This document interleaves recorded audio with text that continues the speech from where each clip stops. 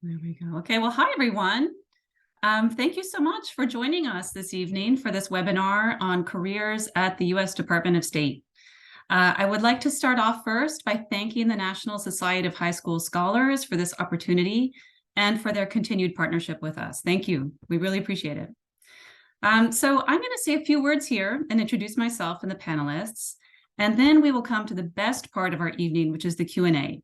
We look forward to a lively conversation with you all, so please ask questions. We can't wait to take your questions. Put them into the chat, put them into the Q&A. We really look forward to that conversation with you all. Okay, so first of all, my name is Molly Kress, and I work in the U.S. Department of State's Bureau of Educational and Cultural Affairs, or ECA, here in Washington, D.C. I am the program officer for the National Security Language Initiative for Youth, which is a mouthful, so we could just say Nestle-Y. Nestle-Y is a language and cultural exchange program for U.S. high school students to study critical languages overseas for a summer or an academic year.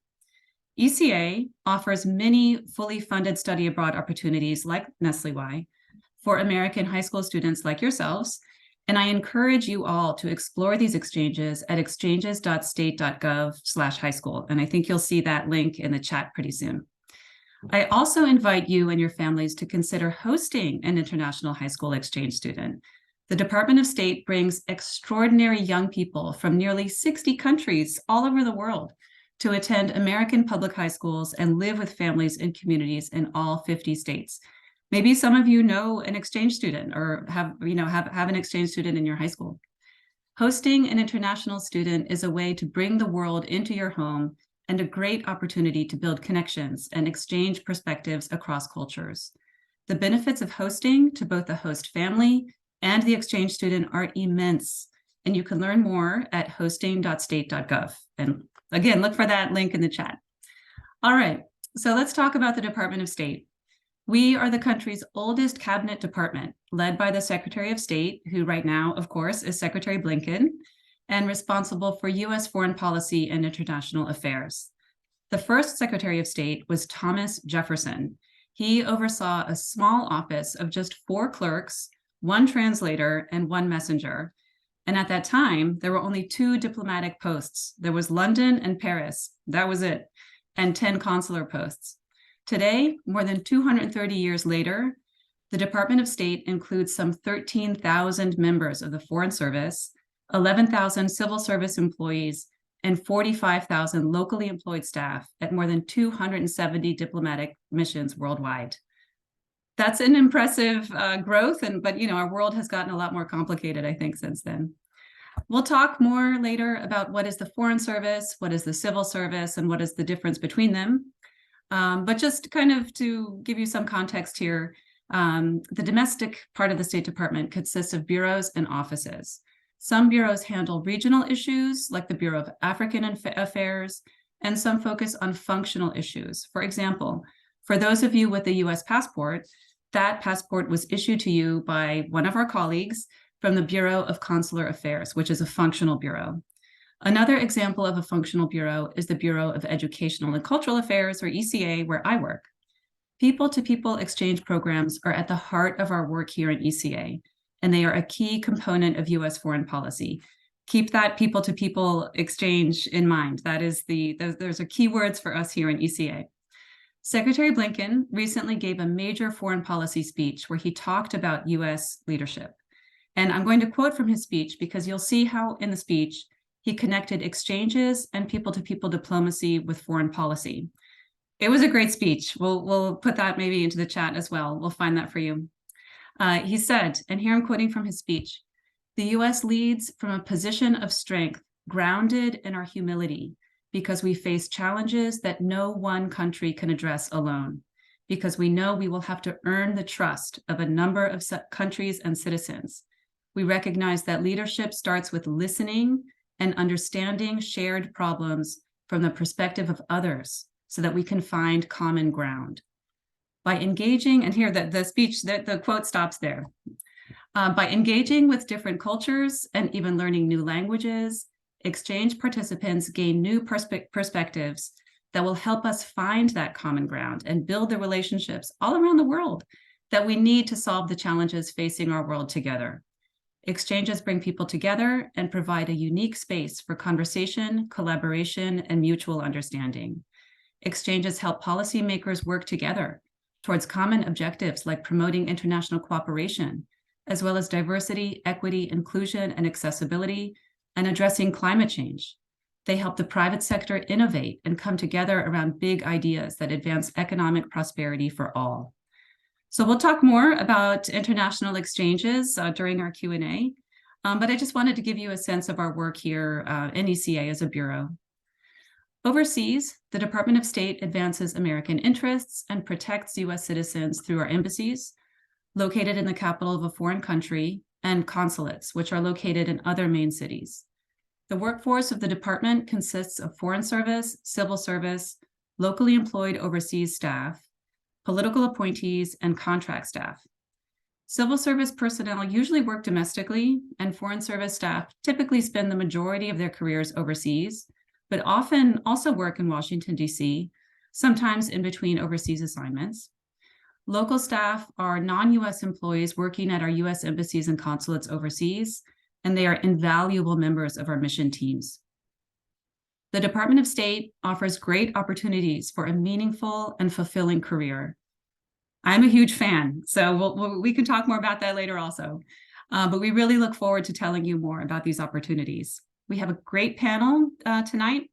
Joining me are Nora Gordon and Katrina Springer. Nora is a Foreign Service Officer currently serving in ECA's Cultural Programs Division. She is the Program Officer for American Music Abroad, a Department of State exchange program that sends American musical groups to engage foreign audiences through U.S. embassies all around the world. Katrina Springer is also a Foreign Service Officer and is currently serving as a Program Officer in ECA's Office of Alumni Affairs, where she supports programming for more than 2 million alumni of U.S. government-sponsored exchange programs. 2 million, including 500,000 U.S. citizens. So we'll each tell you a little bit about our individual path leading us to the State Department, and then we'll open it up to questions. So again, please feel free to put your questions into the chat. Okay, so just a little bit about me and how did I get to the State Department. As an undergrad, I studied English and Spanish literature. And I thought for sure, I'm going to New York. That was my dream. I was going to go to New York. I was going to work in the publishing industry. I was going to work in journalism, live the dream in New York. But I actually did work in the published industry here in DC for a couple of years. And then I started working for a consulting firm. I was still doing writing and editing, but this consulting firm worked with banks in Latin America. And I became so interested in the subject matter that I went back to school and I got my master's degree in international economics. And at that point, that's when I joined the State Department as a Foreign Service Officer. And I joined as an economics officer. And I had postings in India, a brief posting in Afghanistan and at the UN in New York, Germany, Sri Lanka, UNICEF. I had a nice range of assignments there. But as an economics officer, I was always curious about public affairs and public diplomacy. And so I actually converted from foreign service to civil service, and I joined ECA. So I'm happy to talk more about my experience. I've done both foreign and civil service. So we could talk more about that during the Q&A. But for now, I am going to hand the floor over to Nora to tell us about her path to the State Department. Nora, over to you. Thanks so much. And I did want to just note that when we do the Q&A, we'll be putting it in the Q&A rather than the chat. So just keep that in mind. We'll use the Q&A function on Zoom. Well, thank you so much to Barbara Henry for inviting us to speak, and to my colleague Petya for organizing, and of course Molly and Katrina, my colleagues. Thanks for being on this panel with me. There's your first lesson in diplomacy. Always remember to thank who you need to thank. And don't forget your audience. I have to thank all of you for joining tonight, all of the students. When I was in high school, I don't think I would have been forward thinking enough to join a career panel. So you're already way ahead of where I was. My name is Nora Gordon, and I have the best job in the State Department, I like to say. I am the Program Officer for American Music Abroad. We are in the Cultural Programs Division at the Bureau of Educational and Cultural Affairs at the State Department. We keep calling it ECA. So We'll use that acronym now that I think you're used to it. AMA is our acronym for American Music Abroad, so I'll say that as well. But AMA works with our embassies overseas to send American bands for performances, concerts, collaborations with local musicians, media engagements, and a lot of educational engagements as well, all in line with our foreign policy goals. We also host music academies for international musicians, young professional musicians, that focus on professional development and cross-cultural collaboration. And as I mentioned, AMA is a part of the Cultural Programs Division. So Cultural Programs has both exchanges that send Americans overseas, as well as exchanges that bring international participants to the US for exchange in the arts. So I am also, or I'm in the Foreign Service, and I have served in Mexico as well as London, England, doing consular work. This is my second tour actually in ECA. My first job in ECA was quite similar, but focused on all the art forms. It was called the Arts Envoy Team. So all genres of the arts, and we did film, visual arts, music, of course, and fashion, sustainable fashion. We had some programs. Culinary diplomacy has become very popular. So it's in dance, which is one of my favorites. So it's been really exciting. And I had a little roundabout way of coming into the State Department. I worked in the NGO sector before joining state. I was a community organizer, as was our former President Barack Obama, by the way. But I always found opportunities for short-term projects overseas through NGOs and through academic institutions where I worked before. And I worked on peace building projects and conflict resolution projects in Syria, in the West Bank, in Rwanda, Liberia, and East Timor. And then after I went to grad school and I studied international affairs and conflict resolution, I spent 3 years as a special assistant. This was a very unusual job. I worked for the Afghan government, and I was the special assistant to the Afghan ambassador to the United Nations in New York. So I was actually the primary speechwriter and advisor for the Afghan ambassador. And not only did we work a lot with Afghan issues and, of course, the challenges from that country at the time, but my boss, the Afghan ambassador, was chairing the intergovernmental negotiations on United Nations Security Council reform, which is a really complicated topic, but it was a great introduction to the dynamics of multilateral diplomacy, so interactions and dynamics between countries. So I highly encourage you to research a little bit about that topic if you're interested in multilateral diplomacy. But when I was there at the UN, I met some folks at the United States mission to the UN who convinced me to apply for the Foreign Service. And after about a year process where I worked at a think tank writing about the United Nations, I wound up here in the State Department. So I joined in 2014, and it's been a really exciting career so far. And with that, we'll pass it over to Katrina. Thank you so much, Nora, Molly, Barbara, Petya, and everyone who's here this evening. Thank you for joining us, and thank you for having me. I'm really excited to be here to speak with you all. So my name is Katrina Springer. I'm also a Foreign Service officer. I joined the department in 2017, so I've just hit my 6-year mark of being in the Foreign Service. It's been a wonderful ride. As background, I was in the National Society of High School Scholars in high school, which was a fact I forgot until I received this invitation. But I actually have the National Society of High School Scholars to thank for playing a pretty big role in my journey to the Foreign Service.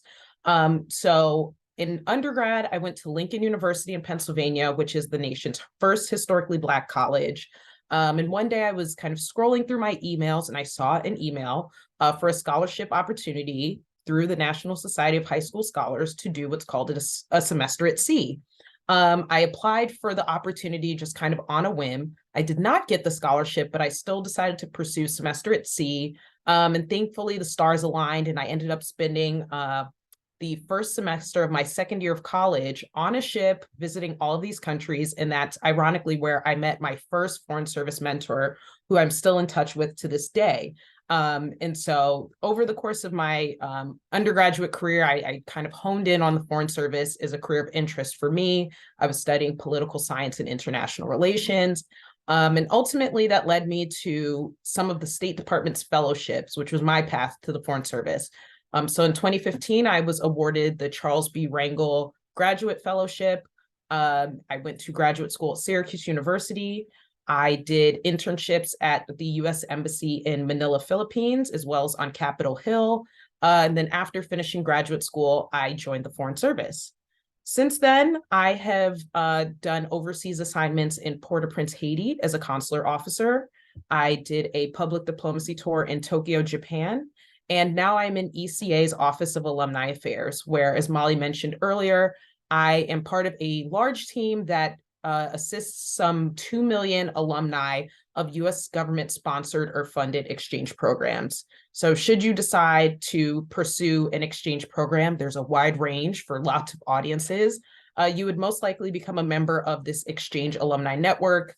And my office works with implementing partners as well as our embassies and consulates abroad to engage with alumni. Once the government or the department or whichever agency you participate in exchange through invests in you to make these connections, to learn skills, we want to continue working with you to further build those skills and help you achieve goals that you have both personally and professionally through that exchange experience. I love my job. And of course, as any career has its highs and lows, but I would say more highs than lows. Great opportunities to meet people, learn languages, experience cultures in a different way. And then, as Molly said at the top, we're representing and advancing U.S. interests in protecting U.S. citizens abroad. So I think later on we may answer some questions. Happy to talk about my favorite, Foreign Service story or answer any questions that may arise about how to navigate this very interesting career path. Over. Thank you so much, Nora and Katrina. That's such awesome stories there, and I'm sure we'll get more into that. I want to hear more. Katrina, I'm going to kick it off, if that's okay with you, with a question. And I'm sure this is on everybody's mind, but what does a Foreign Service officer do? Like, tell us what you do. What does a Foreign Service officer do? Oh my goodness, there are so many paths in the Foreign Service. What do we not do is probably a better question. So the best way to maybe describe it or break up the answers to talk about the 5 generalist cones of the Foreign Service. We also have colleagues who are specialists, and there's lots of information out there on careers.state.gov about both of these tracks. I myself am a generalist, and so I can speak about that a little bit more in depth. So the 5 cones are consular, management, public diplomacy, economic, and political. And so as you go through kind of the Foreign Service path, at some point along that path, you pick a cone, and there are often opportunities to kind of operate outside of that cone, but your cone is more or less your specialty. So in my first assignment as a consular officer in Haiti, I did everything from non-immigrant visa interviews for people who maybe wanted to visit the United States for tourism purposes or temporary basis. I did immigrant visa interviews, which were for people who were looking to immigrate to the United States through any number of pathways. And then also we did a lot of American citizen services. So that was everything from issuing passports to supporting U.S. citizens who found themselves in any number of situations and needing help, to documenting the birth of people who are U.S. citizens through their parents typically, and then documenting their citizenship at birth through lots of paperwork, but very fun process, lots of cute babies. I am a public diplomacy coned officer, and Nora and Molly also have experience in that realm as well. But for public diplomacy work, we're typically sharing America's stories with others, whether that is through press work, which is what I did in Japan, whether that was engaging with the media or digital and social media, or cultural exchanges, educational exchanges, which is what we do through ECA, which is the bureau we are all serving in currently. Our colleagues in economic and political work are often reporting and engaging not only with the foreign government, but with Washington on economic and political issues in the country of assignment and kind of fostering that relationship and communicating back and forth. And then our management colleagues make sure kind of our operations are able to run. They're helping with everything from making sure housing is okay for everyone when we're overseas, to managing the money and the physical resources that help our overseas missions operate. So I think that kind of runs the gamut of things that foreign service officers do. Our specialist colleagues do everything from security to medical things. There's just a lot. There's probably something for everyone. So foreign service officers do a lot of things. That is the short answer. That is a great answer. Everything. I love how you started it out. What do we not do? That is accurate. Nora, I'm going to kick it over to you. Here's a good question. In your experience, what has been the most satisfying, challenging, or unexpected aspect of working at the State Department? I love this question because it just happened to me last week. Last Wednesday, I never thought I would see the Secretary of State playing the blues, but I don't know if anybody followed the news or the social media, the State Department social media around this. But our Secretary of State Blinken, got on stage at an event that we had at the State Department last week and played the blues. And it was part of a global music diplomacy initiative, which involves 3 different parts, and 2 of them are programs that I'm the program officer for American Music Abroad. I did see that in the chat. Someone asked, what does AMA stand for? It's American Music Abroad. So you can look up the website. But the 3 initiatives that were launched were a new mentorship program called the American Music Mentorship Program that will be in partnership with the Recording Academy. So that's the Grammys organization. That's what they're most known for. And it will involve bringing over international music professionals to the U.S. for a mentorship program with mentors from the Recording Academy. So we're working on that already, and it was exciting to hear that launched. The 2 other initiatives, one of them is bringing a Fulbright to the Kennedy Center, so that's also very exciting. And then the other one, which I'm also working on, is our Sing Out Loud Wordplay initiative, which brings music and lyrics into English language learning classrooms overseas. So if any of you have studied a language before, you might remember that when you bring music and you study the lyrics, that can be a really great way to learn a language. So we're really excited that we're working with American Music Abroad artists who have done our exchange programs before to record materials that will be incorporated for curricula for learning English overseas. Nora, thank you so much. And, just those programs are so powerful, of just bringing people together and being able to express, have that type of expression and really understand each other and just share that experience. I'm sure we all have seen these pictures of the jazz ambassadors back in the day when the State Department, or actually, I think it was USIA, maybe the predecessor to our current bureau, sent jazz musicians to behind the Iron Curtain, into the communist countries. And it was such a big deal, but it really broke down those barriers. There's such powerful programs like music, the universal language. So just fantastic stuff.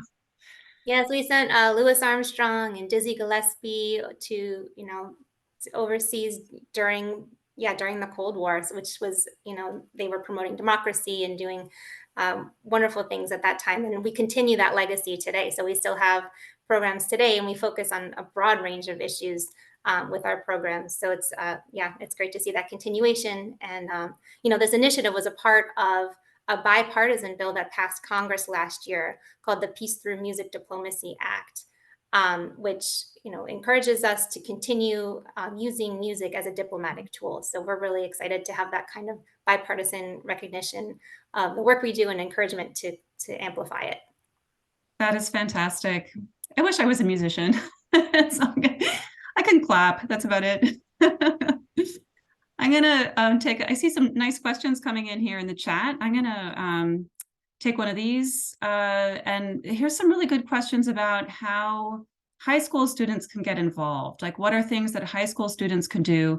And I have so many thoughts on this. There's so many things that we can talk about. First of all, I would say really consider our youth programs here in ECA. We have fantastic exchange programs for young people, for high school students. everywhere in the world. There's so many different programs for high school students. So I really encourage you to look at our youth programs here at the State Department, including the one that I work on to learn a language. I see Petya has just put this into the chat here. Like, please have a look. There's so many ways that you can get involved. A really easy one is to follow our social media. You will see there a great clip of Secretary Blinken playing the guitar, which Nora has referenced. But our social media really is a great way to get a sense of what's going on with the State Department, what our priorities are, what people do. On our YouTube channel, you will find they did a great series of videos about Secretary Blinken visiting different offices, including the Office of Interpretation, of Diplomatic Interpretation here at the State Department. And that's a really easy way to get involved, you know, to see the type of work we do, what our priorities are, and just the range of jobs, of issues, just the range of offices, the range of skills, just the range of the work of the State Department. So I encourage you to check out our social media. And last, I'm going to plug the Virtual Student Federal Service coming up, you know, in maybe not in high school, but definitely in college. The State Department has internship programs, both in person, which you can do at the department. You can even do them at embassies overseas, but you can also do virtual internships through the Virtual Student Federal Service. So I encourage you, looking ahead, to think about these various internship programs that we do have for college students. So I hope that's helpful. That answers, gives you some ideas. I'm going to quickly check the Q&A.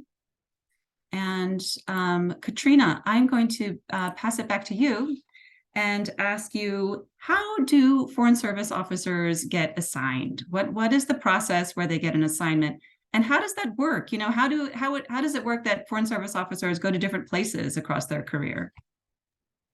Thank you, Molly. Great question. And the timing is wonderful because I happen to be going through this process right now. So for usually what are called your entry-level assignments, which may be your first and second tour as a Foreign Service officer, you go through a process of what's called directed assignments. And so there's an office within the department that kind of manages assignments writ large, but a special group that manages assignments for entry-level officers. So again, these are the people who are new to the Foreign Service, maybe within the first 5 years of their career, going on their first or second overseas assignment.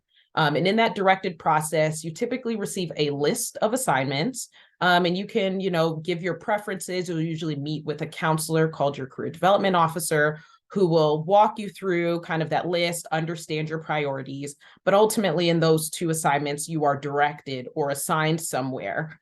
After you complete your directed assignments and you enter the mid-level, you've had some experiences under your belt, you know people in the department, you can network, you do what's called bidding, which is the process I'm going through now.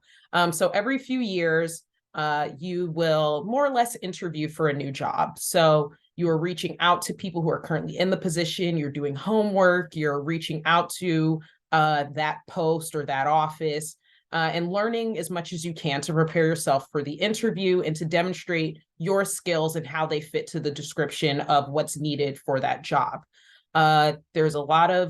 It's a long-ish process, but ultimately you are given what's called a handshake, where you find out, this is where I'm going.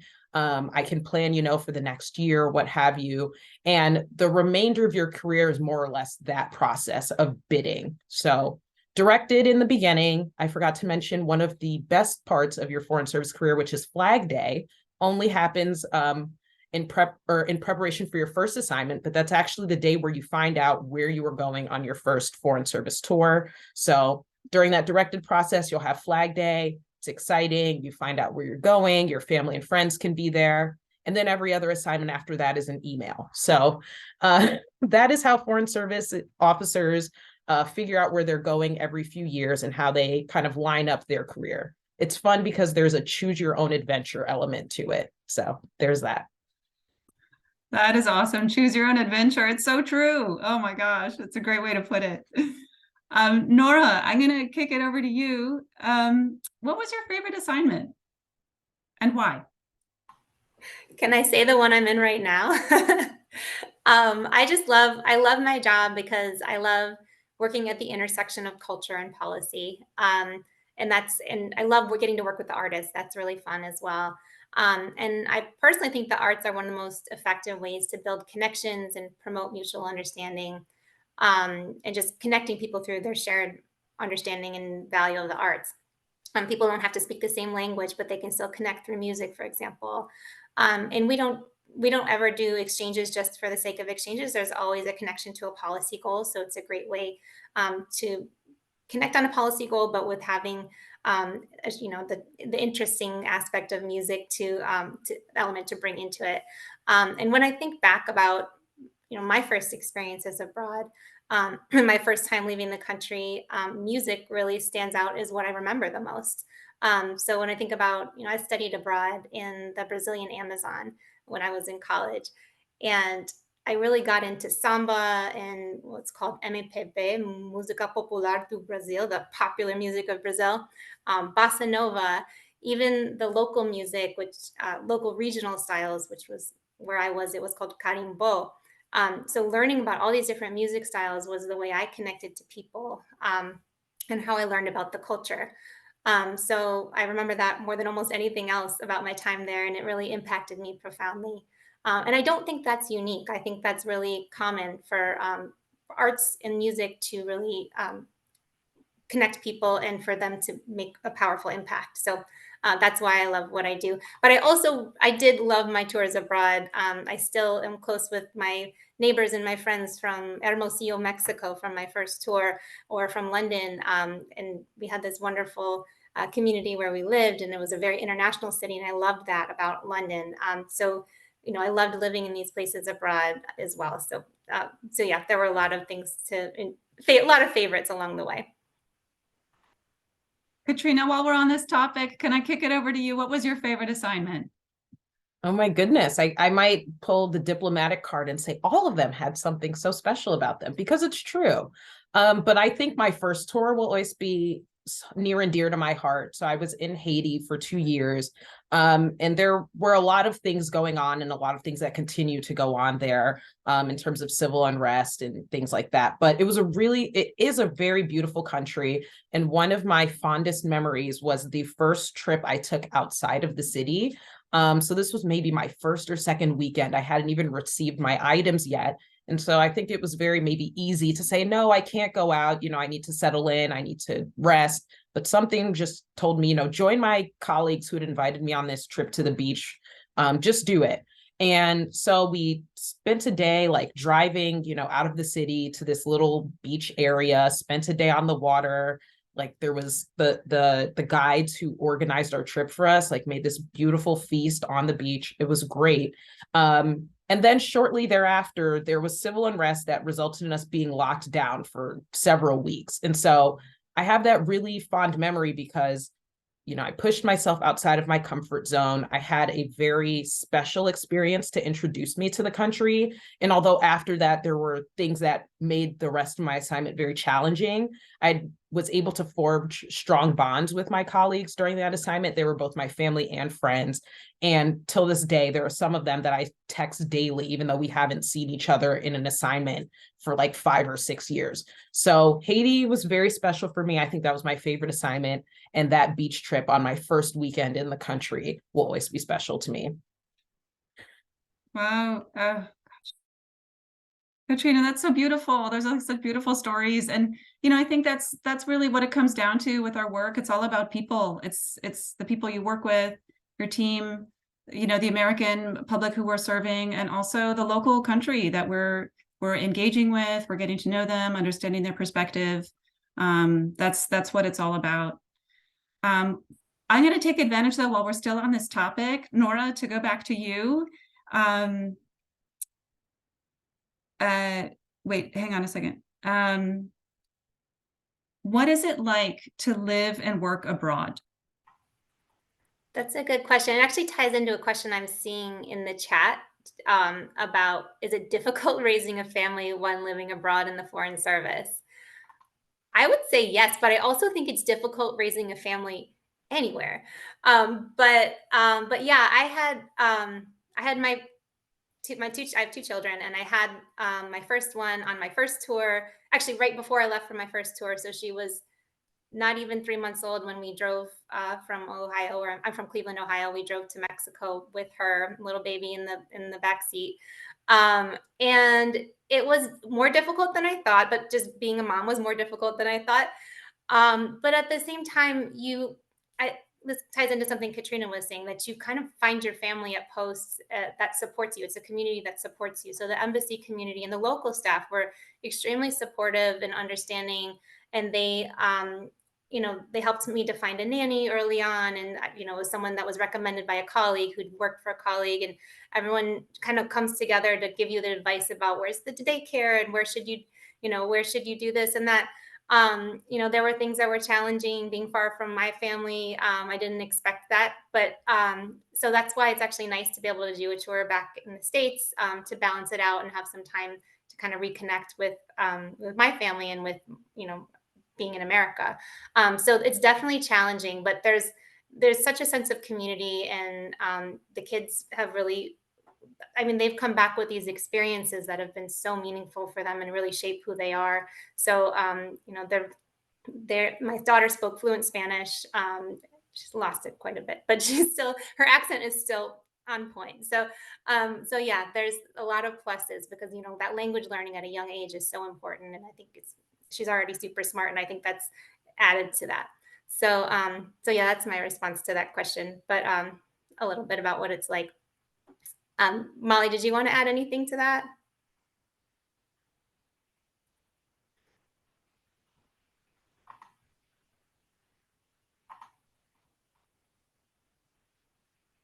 I can hop in the interim.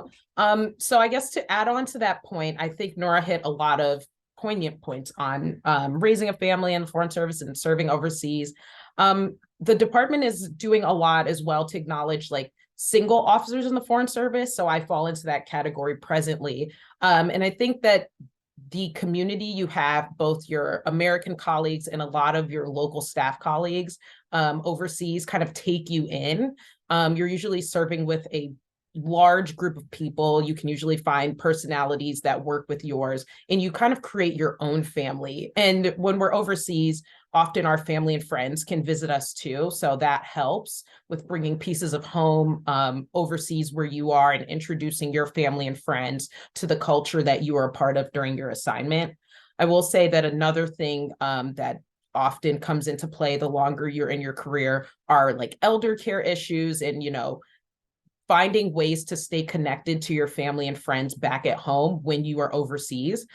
So there are definitely challenges to this lifestyle in this career, but as Nora mentioned, and as I kind of said in the choose your own adventure part, you are often able to build in those opportunities to serve domestically and go back overseas when you're ready. And so there are a lot of ways to kind of shape this career where you can choose maybe your level of difficulty throughout the time you're serving.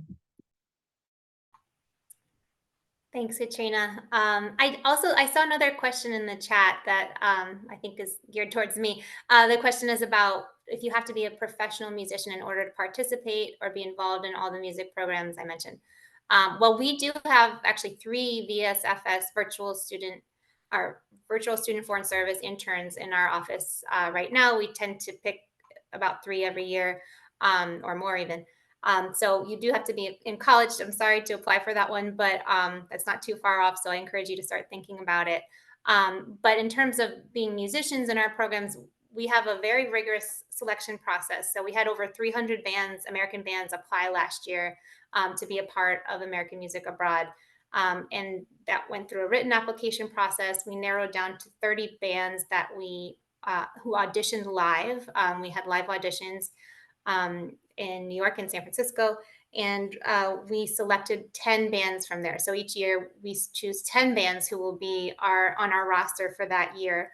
So those are professional bands. But we do have, for our academies, we do choose young professionals, so you don't have to be very established in your careers, but at least on the path.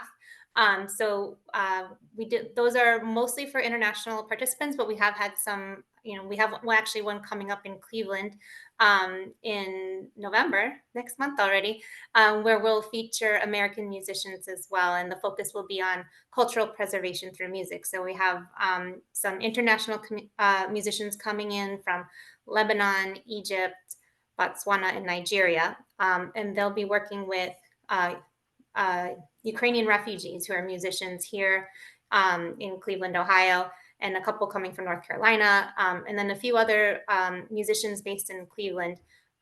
So they'll all be connecting, collaborating on music together, and also performing in a big showcase at the end of their 10-day exchange. I think our moderator is having some technical issues, but while she is managing her computer, Katrina and Nora, I was wondering if you can address the process for becoming a Foreign Service Officer. I know it's lengthy. Can you speak in more detail what it is that you have to do to become a Foreign Service Officer or a diplomat? Nora, would you like to take it first, and then maybe we can tag team? Sure. I think it has shifted since I joined because they've switched the order of, and maybe Katrina, you know better than me, they've switched the order of the written exam and the multiple choice exam. Is that right? But I can talk about the components and yeah, go ahead. I don't know if you want to jump in, but yeah, go ahead. Yes, happy to. So the Foreign Service Officer test involves a couple of components, so I will let Nora touch on that. But in terms of the recent change, there was sort of a step in between the written test and selections for what's called the oral assessment, which is the full day interview, called the narrative questions. And so the switch was done there. My understanding is that all of those components are still required, but it's just on the back end. There were changes that I don't think they shouldn't affect applicants as much. It's more of a back end selection thing, but the components remain the same. Okay, thanks. That's helpful.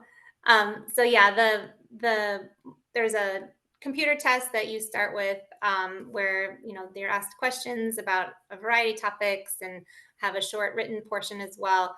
So you start with that, and now the next step is that they do the oral exam, which is where you're in a group of people. There are actually a few steps, but you have an interview. There's a group part where you're part of a discussion in a group, and then there's also a written part of that exam as well. And you do it all in Washington, D.C. all in the same sitting. And then there's the narrative portion, which is where you get a chance to talk about yourself. It's sort of like writing a cover letter, but you have several questions that you answer, and you highlight different aspects of yourself and why you're a good fit for the Foreign Service. So those are kind of how I approached the three different components. But I know that there's a lot of study groups and things you can join, and people that you can do practice exams. And, I would encourage you to look into those things, but also, just do your best. I don't think that there's some people that spend so much time studying and practicing, and part of it is just, just being yourself. Katrina, did you want to add anything to that? Yeah, just a couple of things to add. One thing that I think surprises a lot of people is that you don't have to have a college degree to join the Foreign Service. Most people do. A lot of people have advanced degrees, but I remember early on in my career, maybe even in orientation, there was an ambassador who came to speak to us, and he had risen through the ranks, and he was like, I didn't join like having gone to college. I think he did it after he was in his career, but college degree wasn't required. So I believe you have to be 20 or 21 to sit for the written exam, which is the first part of the process. And then you sort of move through. But I'd also like to take an opportunity here to talk about the fellowships that the department has. So I did the Charles B. Rangel Fellowship, as I mentioned during my bio. There's also the Pickering Fellowship. And since I've joined the department, they've developed any number of other fellowship opportunities. And those are also pathways to the Foreign Service. Fellows also have to take the written exam and do the oral assessment. So those factors are still in play. But there are opportunities there to do graduate school, to do internships in the department, in other agencies and things like that or other branches of government, I should say, to kind of get a holistic experience to prepare you for the Foreign Service. So lots of steps, but if you pace yourself and kind of move on, and if you're persistent, it is definitely possible to kind of meet all of those benchmarks and join the Foreign Service. Thanks, Katrina. There's another great question in the chat.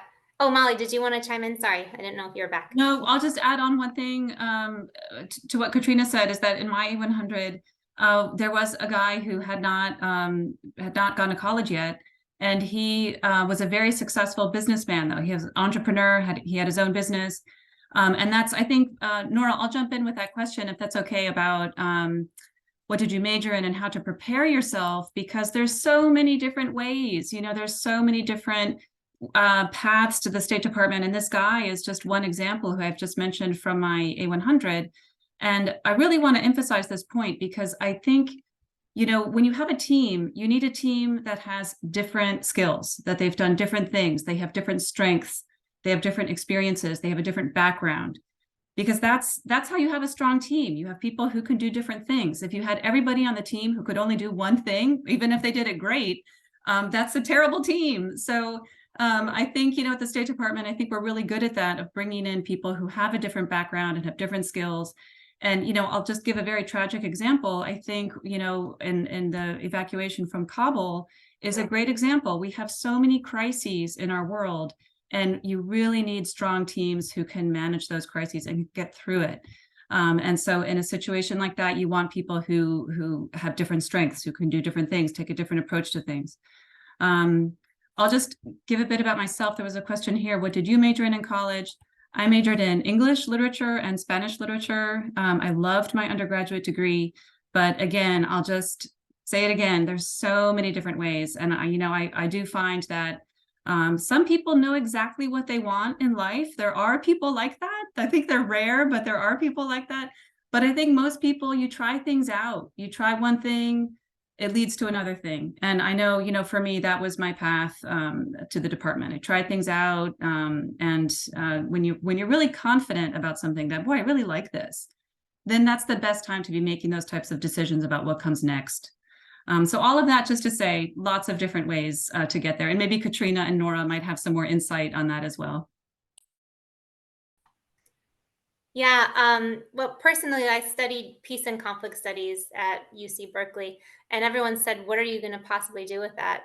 And I don't think I didn't know what the Foreign Service was until probably, 10 years later. So, but here I am, and I'm applying it. So, I was interested in it. I thought the topics were interesting, and that's why I chose it. So, but I think you can come at it from so many different approaches. And I think so many experiences prepare you for time in the Foreign Service. There's the traditional, learn a language, study international affairs, immerse yourself in another culture, study abroad, all those things that are very obviously going to help lead you up to this point if that's where you want to go. But I think for me, waiting tables was one of the things that most prepared me for my job in the Foreign Service. And I encourage you all to find, this is maybe not so traditional. I don't know how your parents are going to feel about this, but at some point in your life, try to find a job in the service industry, even if it's just, part-time. And there's a couple of reasons for this. And one is that customer service is a hugely important skill. If you master it, it'll benefit any career. I think some of my first lessons in diplomacy were when I was waiting tables in New York City and a customer was not happy with their dish. And how do you respond to that? And then flash forward 15 years and I'm on the visa line and I'm doing interviews for a visa and I have to deny some people's visas, but I want to make sure that they leave with their dignity, with that denial. And that's so important because this could be their first or only impression of the US government. So learning that customer service skills and making that second nature really is important. And then it's also for me, really helped me to pay for a lot of my initial travel overseas because it was hard to find jobs doing what I wanted to do overseas. So I would hustle and I would wait tables on the weekends and work for my little nonprofit. And then I would fund a trip to Rwanda where I could, work on a peace building project. So it helped me to get my foot in the door, some places where I wanted to work, but they didn't have jobs for me, and eventually was able to get jobs in those fields. Yeah, I truly don't have much to add. I studied political science, international relations, and public relations. But what I will say is once you're in the department, they will train you for any job they assign you to. So I think that in terms of skills, you should be someone who's very curious, thirsty for knowledge, and willing to learn quickly. So there are some times where, whether you're in the foreign service or probably life in general, you will be thrown into a situation, and the ability to quickly adapt, quickly pick up on a situation, and adjust or be very flexible on the role you can play is not something I don't think you can learn that in school. Maybe you can, I'm not sure. But I think developing those skills within yourself, regardless of which major you choose or kind of your academic study, building those skills will help you a lot in life, no matter what you decide to do.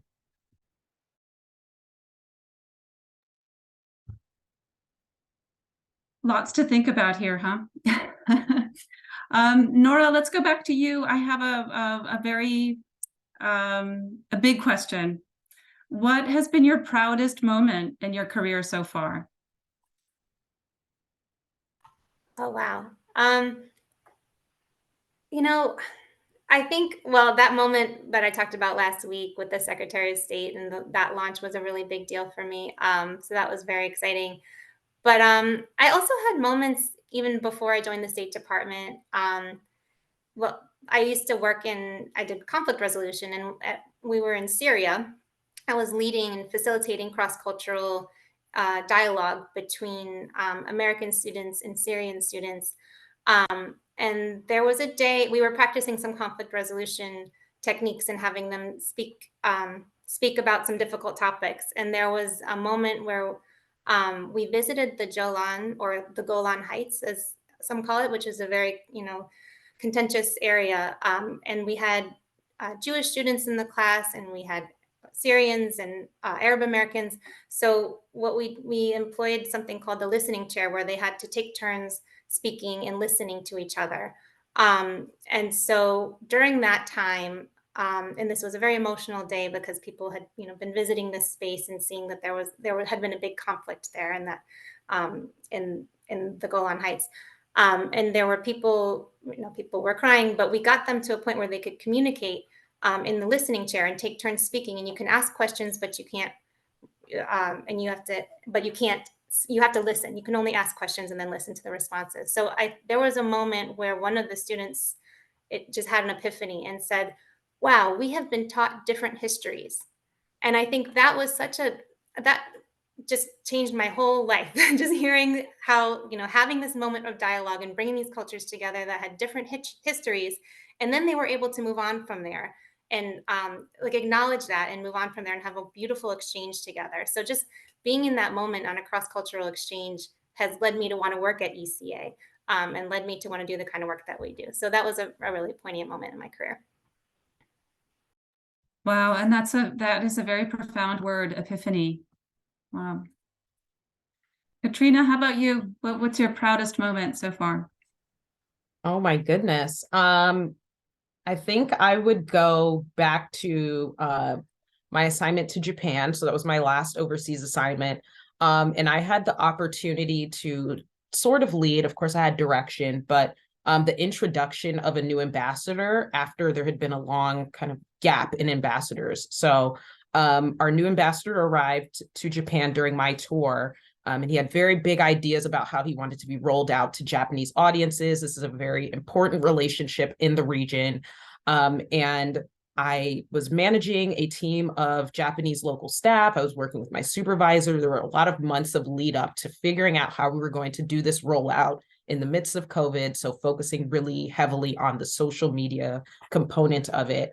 And ultimately, we were able to create this rollout video. We built up a lot of hype to it by sharing information about the ambassador before he came. And then we created this social media video that went viral in Japan.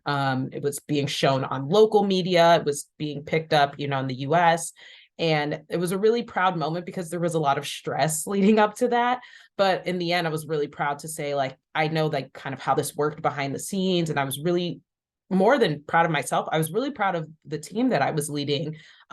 They're pros at this, but I was just astonished by their ability to kind of come together, work out the pieces. And I actually felt like I didn't have to do a lot of like the managing of it. I felt like they did a lot of the legwork. So I was proud to just be part of that team. And then it's always feels nice to make the ambassador happy. So I think that was one of my proudest moments. That sounds like a very successful launch. I'm sure everyone was very happy about that. Well done. Wow. Well, okay. I think just looking at the clock, we have time for maybe one more question.